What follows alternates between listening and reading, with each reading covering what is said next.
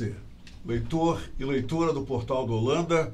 Eu sou Humberto Amorim, estou de volta para nós darmos sequência a esse ciclo de entrevistas com candidatos a diferentes postos na política, visando uma eleição. Hoje nós vamos iniciar o ciclo com alguns candidatos a deputado estadual. E eu inicio recebendo a vereadora Joana Dark, que tem um diferencial muito importante e interessante em termos políticos, pelo menos. A vereadora Joana Dark, ela é do partido PR e projetou-se perante os seus eleitores, ganhando uma eleição, inclusive, através da paixão, do amor, do carinho que ela tem pelos animais. Essa foi realmente a grande bandeira dela para chegar vitoriosa à Câmara Municipal de Manaus. É com ela que nós vamos conversar agora, porque agora ela quer dar um salto mais alto ainda. Ela quer se tornar deputada estadual. Ela me falou que quer estender esses benefícios para os animais, esses habitantes maravilhosos da natureza. E natureza tem tudo a ver com a gente que mora aqui no meio do maior jardim botânico da Terra. É ou não é? Então, ela quer estender isso para todo o estado do Amazonas. É com ela que eu vou conversar já já. Por isso que também eu vou voltar já já. Fica quietinho aí. Ó, assim eu volto, tá?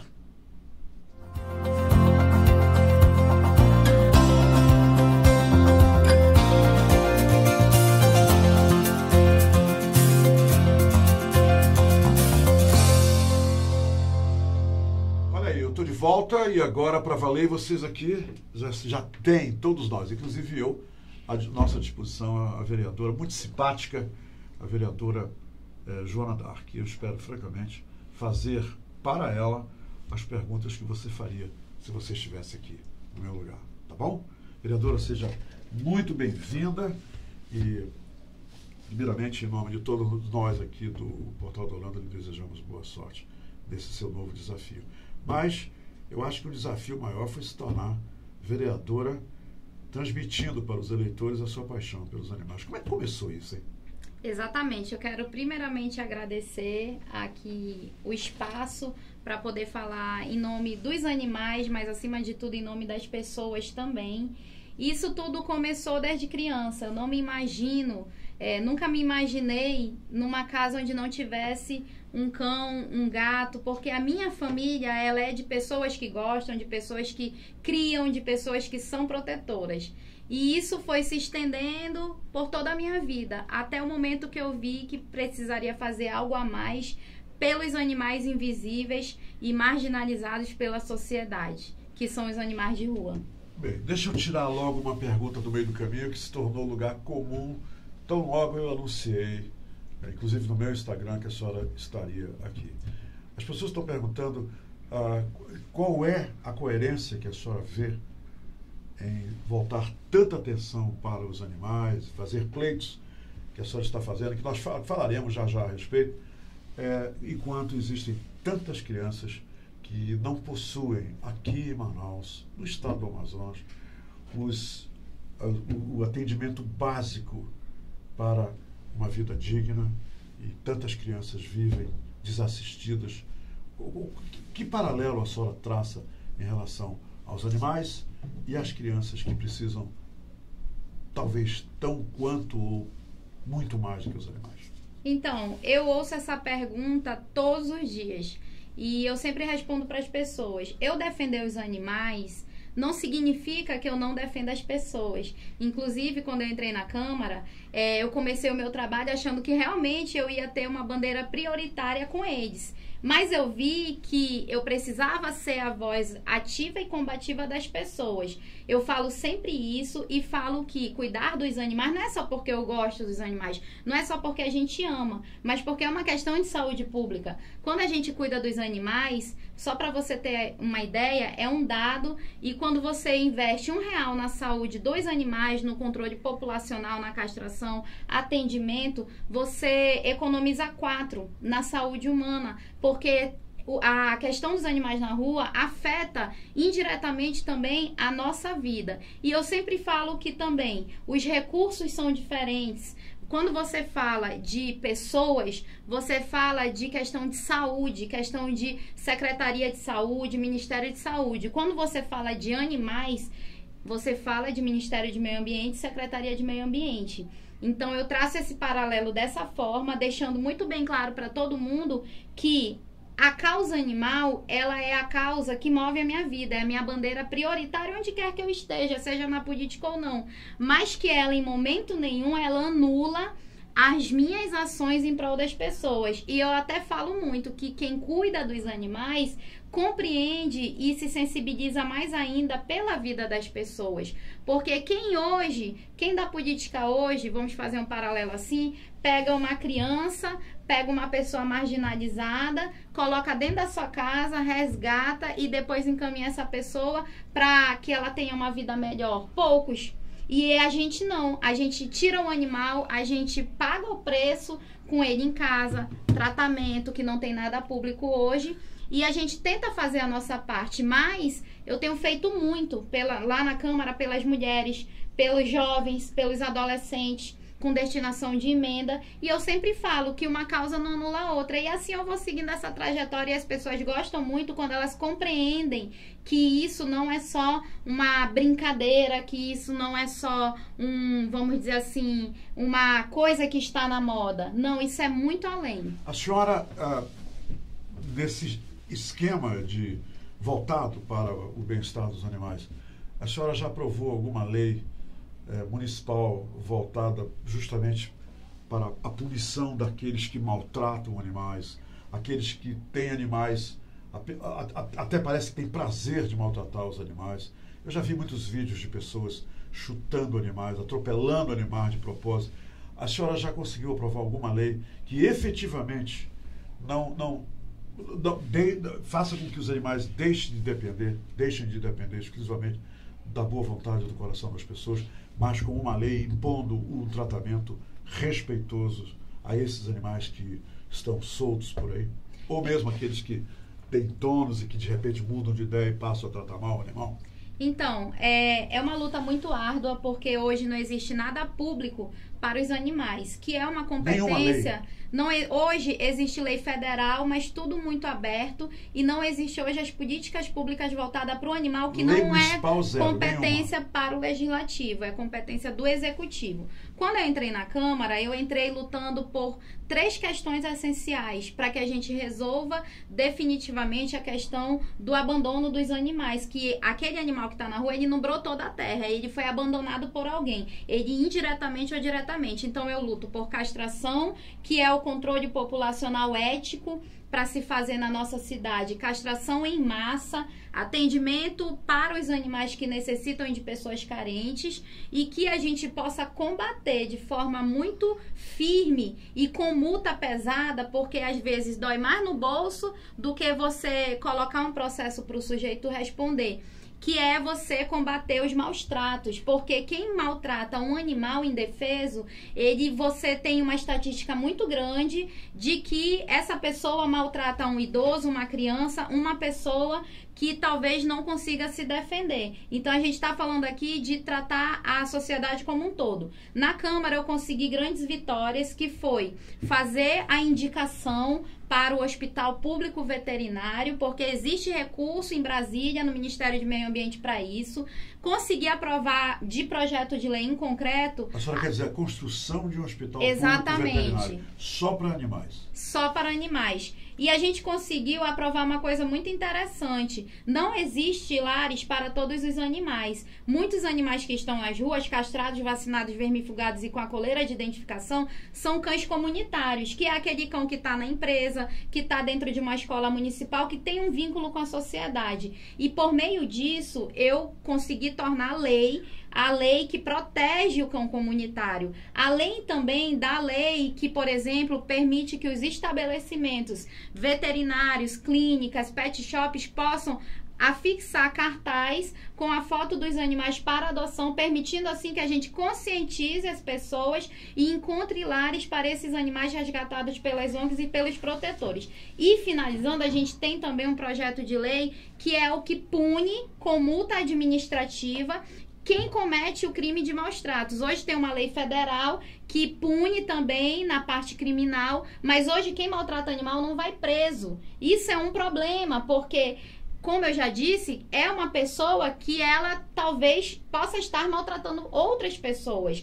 E aí a gente tem essa lei que está se tornando realidade, que ao mesmo tempo vai punir a pessoa, vai trazer dinheiro para o cofre do município e esse dinheiro vai ser reinvestido em bem-estar animal. Candidata, eu percebo, todo mundo percebe em Manaus, que aumentou significativamente o número de pet shops. A gente vai em todos os cantos e vê um pet shop. Tem pequenas feirinhas, sim, tem lá um pet shop. Aqui perto do Portal da Holanda tem um, bem ali. Eu lhe pergunto o seguinte, já foi feita uma estimativa, um recenseamento do número de animais que existem? Animais, eu estou falando dos pets, né? Animais domésticos. Nas famílias aqui, a senhora tem ideia de quantos animais moram com as famílias, moram na rua? Esse recenseamento já foi feito para sabermos quantos animais, gatos, cachorro, papagaio, existem nas casas aqui em Manaus, porque pet shop me diz que existem muitos. Exatamente. Inclusive, o mercado pet, ele na crise financeira que a gente teve, ele foi o que subiu 5% e gerou PIB para o nosso país, e ele não entrou em crise, justamente por isso. Hoje existe uma tendência das pessoas terem mais animais, inclusive também a gente tem um dado de que hoje nas casas existem mais animais do que crianças, né? Então a gente vê aí que as pessoas estão abraçando essa ideia. Infelizmente não existe um censo, que é algo que eu luto, porque como é que você vai implementar uma política pública, né, se você não tem uma informação precisa? Hoje existe um censo do IBGE, que é estimativa, né? Mas ele não é concreto, mas estima-se... Qual é o número que o IBGE fala? Estima-se que em Manaus hoje, por exemplo, tenha 300 mil animais. Animais em casa, mas rua? E os abandonados? Em casa, mas e os abandonados que todo o tempo estão procriando, estão ali sem castração? Você não tem como mensurar isso. E é essa que é a nossa preocupação. Hoje não tem um censo. Esse seu discurso é interessante porque a senhora mantém uma coerência que retrata o seu amor pelos animais. Os eleitores, os seus eleitores, na maioria, são pessoas que, como a senhora, devem amar muito os animais. Foram eles que lhe colocaram na Câmara? A senhora já fez essa análise? Sim, eu consegui ganhar uma campanha em 2016 sem saber fazer campanha. Eu realmente não tinha nada a ver com política. Exatamente. E eu decidi, porque como advogada, eu vi que eu poderia fazer projetos de lei, chegar lá com político, mas ele não ia para frente. E eu vi que a política pública ela é super importante, que as leis também. Foi por isso que a gente resolveu lançar um representante e a maioria hoje, vamos dizer assim, 60% dos votos são de protetores de animais, de ONGs que abraçaram a nossa ideia, de grupos, mas também das pessoas que simpatizam com os animais, que gostam de animais, mas não são ativistas. E com o nosso trabalho na Câmara, exatamente, com o nosso trabalho na Câmara, um trabalho combativo, a gente conseguiu conquistar também a simpatia das pessoas, porque as pessoas olham para mim e elas dizem assim, não, a Joana, ela me representa lá na Câmara pela independência e pela forma combativa que ela leva os problemas e tenta trazer soluções para a nossa cidade. Candidata, nós chegamos ao final da nossa entrevista, mas a senhora tem agora 2 minutos para dizer para o leitor, para a leitora, para os eleitores do Estado do Amazonas, por que a senhora, além de tudo que a senhora falou agora, lógico, se acha credenciada para ser uma deputada estadual. Por favor. Primeiramente porque eu tenho competência para isso, eu estudei, política não é a minha profissão. Eu, quando entrei no mandato, eu fui selecionada a única amazonense a fazer parte da RAPS, que é uma instituição de formação política. E eu tenho feito um trabalho dentro da Câmara Municipal que ele não é só de animais, ele passa pelos animais, pelas pessoas, pelo meio ambiente, pelas minorias, mas principalmente para dar voz às pessoas. Qual é a nossa principal proposta de campanha nesse ano? Não adianta eu ter várias propostas se você não puder ter voz. Então, o que eu falo? Nós somos a sua causa, porque não é só a minha causa animal. Se você representa alguma causa, se você quer fazer alguma sugestão, a gente está se colocando à disposição para que a gente possa fazer um mandato compartilhado, propositivo, colaborativo, onde a gente forma uma rede de pessoas que querem ver o seu estado melhor para se morar, e com isso a gente consegue ampliar para todos os segmentos. Essa é a nossa principal proposta. A gente tem uma bandeira que é Somos, porque não é a minha candidatura, é a nossa candidatura, é o nosso mandato. A gente tem feito isso na Câmara. Eu sou ficha limpa, eu protejo os animais porque eu sou ativista desde antes da política, mas eu lutei muito a favor das pessoas. Eu votei contra a tarifa, o aumento da tarifa do transporte público, fui autora da CPI para que a gente abra a caixa preta do Sinetran, lutei a favor das mulheres, criando a primeira lei de combate à violência obstétrica aqui na nossa cidade. E esse trabalho, esse exemplo, ele precisa ser levado aos outros 61 municípios. E é por isso que eu preciso de todos vocês que acompanham diariamente o meu trabalho, a minha trajetória, porque eu digo que eu sozinha não sou nada, mas nós juntos, nós somos mais fortes. Esse é o principal lema da nossa campanha, que as pessoas possam ter a voz, que o político possa ser humanizado, que ele possa receber as pessoas, que ele possa atender os pedidos, que ele possa levar as ideias das pessoas e transformá-las em realidade. Porque de nada adianta eu ter várias propostas se eu não vou te atender e eu não vou te escutar. É isso que a gente quer, nós queremos transformar esse discurso de renovação, quando a pessoa fala muito-se de renovação, mas você pode renovar fora da política. Eu sou ativista antes da política. A política eu entrei para poder ter um trabalho maior e fazer a diferença. Mas independente disso, a gente vê hoje discursos de renovação e eu digo, você não precisa entrar na política para que você possa fazer algo. Você pode fazer desde hoje. Então eu convido todos vocês para que possa se juntar a essa rede do bem, uma campanha limpa, honesta. Eu fui a protetora de animais que teve que escutar durante toda a sua campanha anterior que animal não vota, e o meu santinho era um santinho manuscrito de papel e eu consegui vencer, porque nós vencemos juntos, nós abraçamos isso, e a gente quer fazer isso agora, mostrando que é capaz de a gente ganhar, de a gente lutar, ter uma voz ativa, ficha limpa, uma mulher jovem, independente, para que a gente possa te representar também na Assembleia e mudar essa realidade, porque todas as vidas importam, seja ela animal ou pessoa. Eu quero saber, todo mundo quer saber o seu número. A senhora não falou o seu número. O meu número é 22400, Joana Dark, protetora dos animais. Muito bem. Minha gente, ó, foi realmente um prazer muito grande entrevistar a candidata. Ela é muito simpática e eu quero só agregar a tudo que ela falou uma coisa. Eu acho, isso aqui é uma opinião minha, eu escrevi no meu Instagram, tá lá com o banner dela. Eu acho, e tenho achado isso por muito tempo, que nós aqui temos tornado em todo o mundo, em toda a terra, em todos os lugares, até porque eu já viajei por aí e vi o inferno, tornando um inferno para os animais. Pense nisso. Eles estavam,